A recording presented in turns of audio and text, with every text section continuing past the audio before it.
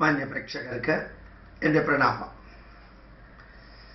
കേരളത്തിൽ ഇന്ന് അങ്ങോളം ഇങ്ങോളം നിരന്തരം പ്രയോഗിക്കുന്നതും പത്രമാധ്യമങ്ങളിൽ നിറഞ്ഞിരിക്കുന്നതും രാഷ്ട്രീയക്കാര് ചർച്ച ചെയ്യുന്നു എന്ന് വരുത്തുന്നതുമായിട്ടുള്ള ഒരു വാക്കാണ് വർഗീയത. കേരളം ഉണ്ടായ കാലം മുതൽക്ക് കേരളം ഭരിച്ച EMSഉം അദ്ദേഹത്തിന് ശേഷം ഭരിച്ച ഇടതുപക്ഷ നേതാക്കളും LDFന്റെ കൊടിക്കീഴിൽ കാണിച്ചു കൂട്ടിയതും കരുണാകരൻ മുതൽക്ക് ഇങ്ങോട്ട് കോൺഗ്രസ് നേതാക്കൾ ഭരിച്ചപ്പോൾ കാണിച്ചു കൂട്ടിയതുമെല്ലാം രണ്ട് മതത്തിൽപ്പെടുന്നവരോടുള്ള പ്രത്യേക പരിഗണനയും ആവശ്യത്തിനും അനാവശ്യത്തിനും വോട്ട് ബാങ്ക് സൃഷ്ടിച്ച് അവരാണ് യഥാർത്ഥത്തിൽ ഭാരതത്തിന് വേണ്ടി നിലനിൽക്കുന്നവർ എന്ന് വരുത്തിക്കൂട്ടുന്ന പ്രഖ്യാപനങ്ങളും സൗകര്യങ്ങളും അവകാശങ്ങളും ആനുകൂല്യങ്ങളുമെല്ലാം നൽകി മുസ്ലിം സമുദായത്തെയും ക്രിസ്ത്യൻ സമുദായത്തെയും ഒരു നിയന്ത്രണവുമില്ലാതെ സഹായിച്ചും അനുഗ്രഹിച്ചും ഇരുന്നവർ തന്നെയാണ് ഇന്ന് വർഗീയത എന്ന വാക്ക് ഏറ്റവും കൂടുതൽ ഉപയോഗിക്കുന്നത്. ഈ ക്രിസ്ത്യാനികളെയും മുസ്ലിങ്ങളെയും പ്രീണിപ്പിക്കുമ്പോഴും അവരുടെ മതനേതാക്കൾ ചോദിച്ചതെല്ലാം വാരിക്കോരി കൊടുക്കുമ്പോഴും തനി മതം പ്രചരിപ്പിക്കുന്ന മുല്ലയ്ക്കും മുക്രിക്കുമെല്ലാം പെൻഷൻ കൊടുക്കുമ്പോഴും മതേതരത്വം എന്ന വാക്ക് പറഞ്ഞുകൊണ്ട് തന്നെ മുസ്ലിങ്ങളെ പൂർണ്ണമായിട്ടും ഏതോ ഒരു അസാധാരണ പൗരന്മാരാണെന്ന് ചിത്രീകരിച്ച് അവർക്ക് വേണ്ടതെല്ലാം കൊടുക്കുമ്പോഴും തടയപ്പെടുന്നത് മുഴുവനും ഹൈന്ദവ ജനതയുടെ അവകാശങ്ങളും ഭൂരിപക്ഷം എന്ന പെർസെൻറ്റേജിൻ്റെ മാത്രം അടിസ്ഥാനത്തിൽ സാമാന്യ മനുഷ്യ പരിഗണന പോലും ഇല്ലാത്ത വിധത്തിൽ ഹിന്ദുക്കൾ തടയപ്പെടുന്നു.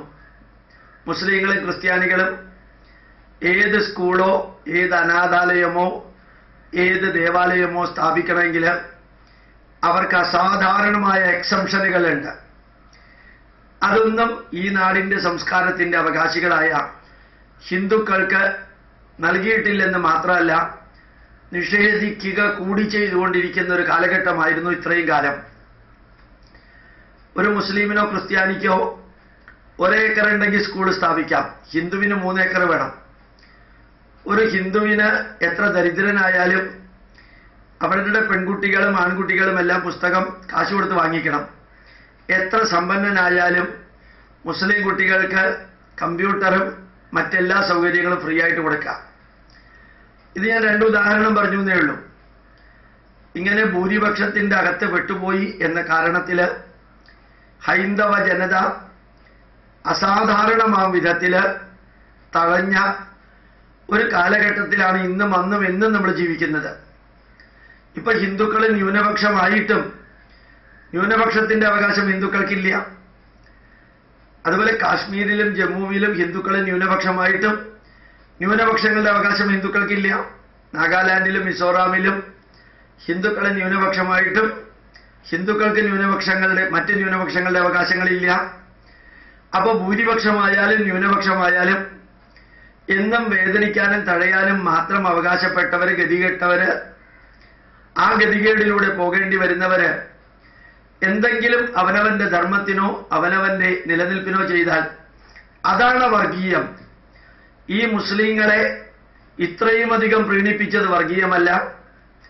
ക്രിസ്ത്യാനികളുടെ അടുത്തേക്ക് പിണറായി വിജയനും VS അച്യുതാനന്ദനും കോടിയേരി ബാലകൃഷ്ണനും മുത്തം കൊടുക്കാനായിട്ട് കർദിനാളിന്റെയും ബിഷപ്പിന്റെയും അരമനയിലേക്ക് കയറി ഇറങ്ങുന്നത്, അവർക്ക് ബൊക്കെയും പൂച്ചെണ്ട് കൊടുക്കുന്നത് വർഗീയമല്ല. മാതാ അമൃതാനന്ദമയിക്കെതിരെ നിശിതവും നികൃഷ്ടവും നീചവുമായ പ്രവൃത്തി ചെയ്യുന്നത് മതേതരത്വമാണ്. ഇപ്പോ മാധവിക്കുട്ടി എന്ന കമലാ സുരയ്യ മതം മാറാൻ സൗദി അറേബ്യയിലെ ഗവൺമെന്റും ഇവിടെയുള്ള ചില MP മാരും എത്ര രൂപയാണ് കൈക്കൂലി വാങ്ങിച്ചത്, മതം മാറ്റാൻ കൈക്കൂലി വാങ്ങിച്ചത് എത്രയാണെന്ന് ഒരു ഇംഗ്ലീഷുകാരി എഴുതിയ പുസ്തകത്തിലെ വിവരണം. അത് നോക്കിയിട്ട് ജോൺ ബ്രിട്ടാസ് ഇന്റർവ്യൂവിന് പോയില്ല, ആ അമ്മച്ചിയെ ഇന്റർവ്യൂ ചെയ്യാൻ പോയില്ല. അപ്പൊ മാധ്യമങ്ങളും പ്രിന്റ് ആണെങ്കിലും ഇലക്ട്രോണിക് മാധ്യമങ്ങളാണെങ്കിലും ഇവിടുത്തെ ബുദ്ധിജീവികളാണെങ്കിലും ഇവിടുത്തെ രാഷ്ട്രീയക്കാരാണെങ്കിലും ക്രിസ്ത്യാനികളും മുസ്ലിങ്ങളും ദേശത്തിനെതിരെയും സംസ്കാരത്തിനെതിരെയും സമൂഹത്തിനെതിരെയും എന്ത് ചെയ്താലും അതൊന്നും വോട്ട് ബാങ്കിന്റെ പേരില് വർഗീയമാവില്ല. വോട്ട് ബാങ്ക് ഉള്ളത് കൊണ്ട് അതൊക്കെ മതേതരത്വമാണ്. മുസ്ലിം എന്തെടുത്താലും ചോദിച്ചാലും അവകാശപ്പെട്ടാലും അറിഞ്ഞോ അറിയാതെയോ തന്റെ മതത്തിലുള്ളവർക്ക് കൊടുത്താലും വർഗീയമാവില്ല. ക്രിസ്ത്യാനികൾ അത് ചെയ്യുമ്പോഴും വർഗീയമല്ല. ഹിന്ദുവായിട്ട് നിലനിന്നാൽ പോലും വർഗീയമാണ്. ഏത് രീതിയിലും ഞാൻ ഹിന്ദുവാണെന്ന് പറയുന്നു അത് വർഗീയമാണ്. ഹിന്ദുക്കൾക്ക് വേണ്ടി എന്തെങ്കിലും പറഞ്ഞാൽ അത് വർഗീയമാണ്. ഇപ്പൊ ഹിന്ദുക്കളൊന്ന് സംഘടിപ്പിച്ചാൽ ഇവിടുത്തെ സുധീരനും അതുപോലെയുള്ള പാർട്ടികളുമെല്ലാം ഈ മുസ്ലിങ്ങളെയും ക്രിസ്ത്യാനികളെയും ഇത്രയും അധികം പ്രീണിപ്പിച്ചതെല്ലാം മറന്ന് ഈശ്വരൻ പോലും സാക്ഷി നിൽക്കുന്ന ഈ നികൃഷ്ടവും നീചവും നിന്ദ്യവുമായ വർഗീയ പ്രീണനം മുസ്ലിങ്ങൾക്കും ക്രിസ്ത്യാനികൾക്കും നടത്തിയ കോൺഗ്രസിന്റെ സമുന്നത നേതാവ് സുധീരൻ ആക്രോശിക്കുന്നത് കണ്ടു, കേട്ടു. SNDP ഹിന്ദുക്കൾക്ക് വേണ്ടി നിലനിൽക്കുന്നു എന്ന് കേട്ടപ്പോ ഇവരിത്രയും കാലം നിലനിന്നത് ആർക്കായിരുന്നു? ഹിന്ദുക്കൾക്ക് എന്തെല്ലാം കൊടുത്തിട്ടുണ്ട്? ഇതൊന്നും ചിന്തിക്കാതെ ഹൈന്ദവ ജനത ഒന്ന് ഉണർന്നപ്പോ സഹിക്ക വയ്യാതെ രണ്ട് വിഭാഗങ്ങൾ കാട്ടിക്കൂട്ടുന്ന ആ പ്രഖ്യാപനങ്ങളും പ്രഹസനങ്ങളും പ്രഹേളനങ്ങളുമെല്ലാം കേൾക്കുമ്പോ അറിയാതെ പറഞ്ഞു പോകാൻ ആഗ്രഹിക്കുന്ന ഒരു വരിയാണ് ഇനി പറയുന്നത്. ഇവർക്ക് തുല്യമായിട്ട് നികൃഷ്ടവും നീചവും നിന്ദ്യവുമായ ഒരു ശിഖണ്ഡിയുടെ റോളാണ്, തനി ഷണ്ടന്റെ റോളാണ് ജി സുകുമാരൻ നായർ എന്ന NSSലെ സെക്രട്ടറി ജനറൽ അഭിനയിക്കുന്നത്. അദ്ദേഹത്തിന് വിദ്യാഭ്യാസമില്ല. വെള്ളാപ്പള്ളി നടേശൻ പറഞ്ഞ അതേ വരിയില് ഒന്ന് ആവർത്തിക്കാൻ ആഗ്രഹിക്കുന്നു. മന്നത്ത് പത്മനാഭൻ പവിത്രമായിട്ടിരുന്ന കിടങ്ങൂർ ഗോപാലകൃഷ്ണപിള്ള പവിത്രമായിട്ടിരുന്ന കസേരയില് ഒരു തനി മന്ദബുദ്ധി ഇരിക്കുന്ന അനുഭവമാണ് ഇന്ന് ഹൈന്ദവ ജനതയ്ക്കുള്ളത്. ഏതായാലും ഇത് ഇവിടെ പറയാൻ കാരണം കരയോഗങ്ങൾ കേരളത്തിനകത്തും പുറത്തും ഭാരതത്തിന് പുറത്തുമെല്ലാം ഞാൻ പോകുമ്പോൾ, ഈ അടുത്ത കാലത്ത് പോയപ്പോൾ, ഇനിയും പോകാനായിട്ടിരിക്കുമ്പോൾ എല്ലായിടത്തും കേൾക്കുന്നൊരു വാക്കുണ്ട്. ജി സുകുമാരൻ നായർ എന്ന് പറയുന്ന മനുഷ്യനെ ഒരു വിലയും കൽപ്പിക്കാതെ പണ്ട് ചായ കൊണ്ടുപോയി കൊടുത്തിരുന്ന ആ വില പോലും കൽപ്പിക്കാതെ കരയോഗ സമൂഹങ്ങൾ അദ്ദേഹത്തിനെ ശരിക്ക് തിരസ്കരിക്കുന്ന, നിരാകരിക്കുന്ന, പുച്ഛിക്കുന്ന, നിഷേധിക്കുന്ന ഒരു കാഴ്ച എല്ലാ കരയോഗങ്ങളിലും കാണാൻ സാധിക്കുന്നുണ്ട്, കേൾക്കാൻ സാധിക്കുന്നുണ്ട്.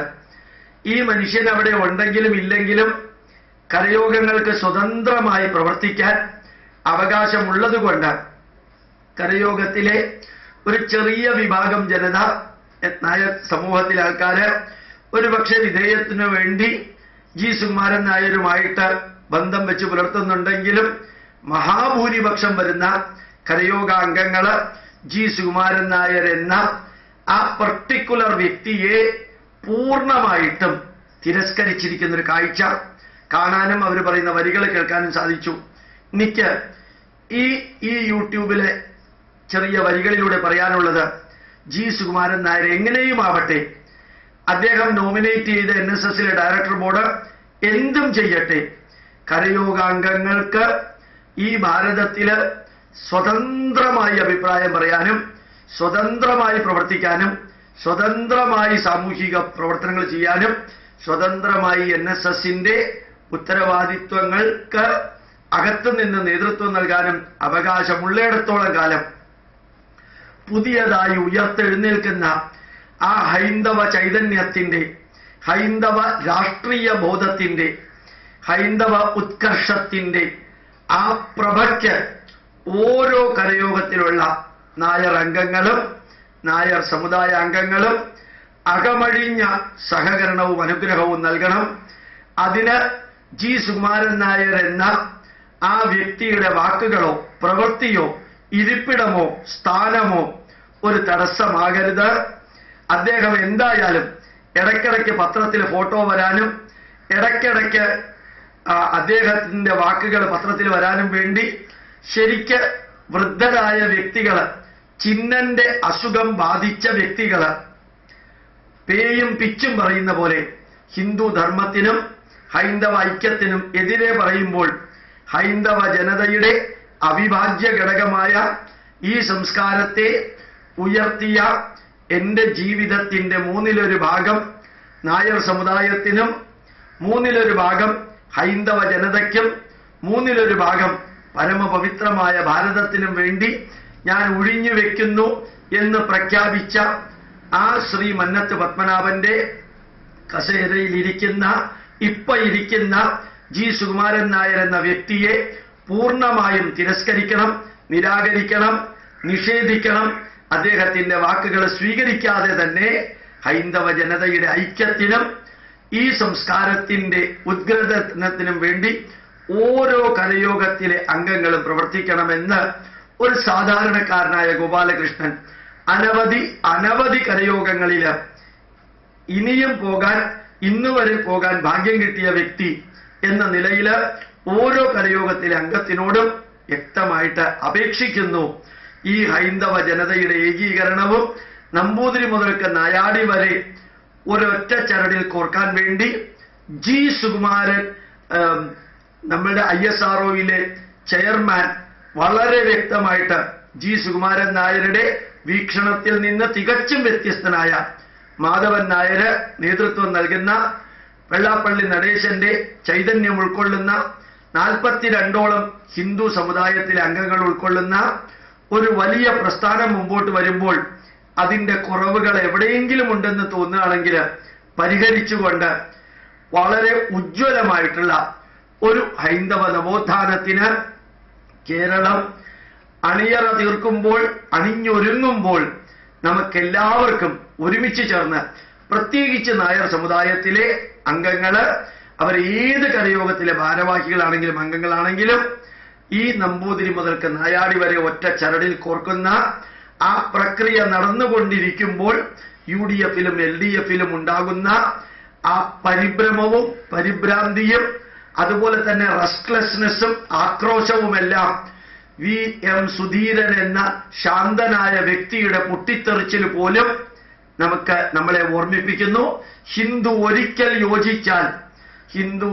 യോജിച്ചാൽ ഈ മതേതരത്വം വാദിക്കുന്ന, മതേതരത്വം പ്രസംഗിക്കുന്ന തനി മുസ്ലിം ക്രിസ്ത്യൻ വർഗീയവാദികൾക്ക് വേണ്ടി നിലകൊള്ളുന്ന ഒരു സമൂഹത്തെ അറ്റ്ലീസ്റ്റ് നല്ല വിധത്തിൽ ഒരു പാഠം പഠിപ്പിക്കാനും ഇരുത്തേണ്ടയിടത്ത് ഇരുത്താനും സാധിക്കും. ഈ ഹൈന്ദവ ഐക്യം രാഷ്ട്രീയ മണ്ഡലത്തിലും അടുത്തു വരുന്ന ഇലക്ഷനിലും പരമാവധി പ്രയോഗിക്കാനും പ്രയോജനപ്പെടുത്താനും സാധിക്കട്ടെ.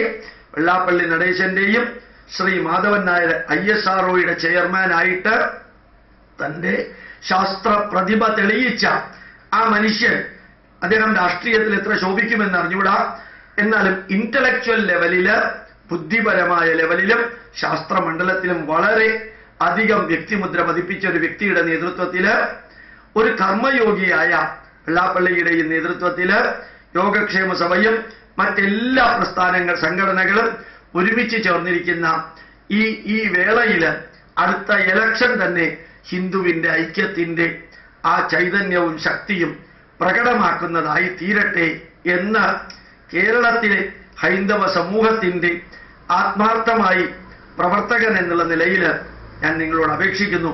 എനിക്ക് ഒരു രാഷ്ട്രീയ പാർട്ടിയോടും പ്രത്യേക ആഭിമുഖ്യമില്ല.